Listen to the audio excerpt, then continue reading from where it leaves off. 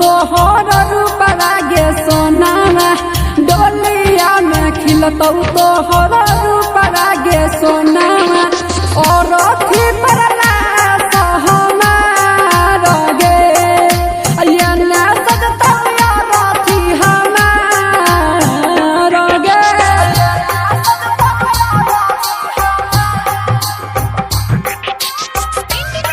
recording studio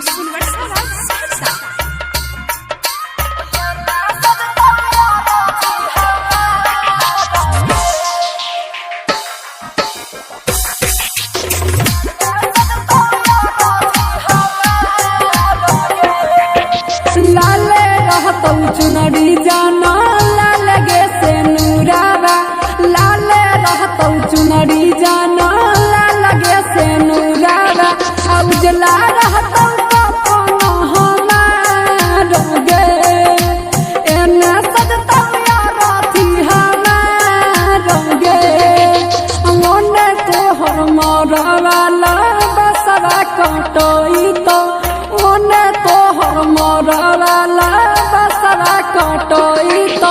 अयना सजतौ यार अथी हमार गे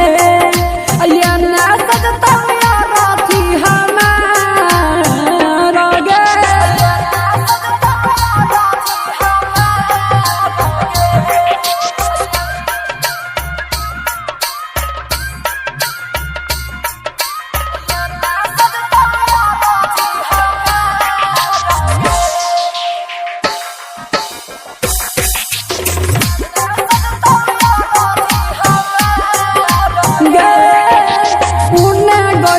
तोरा खातिर हरदी के गीतिया ओने गईतौ तोरा खातिर हरदी के गीतिया हमरा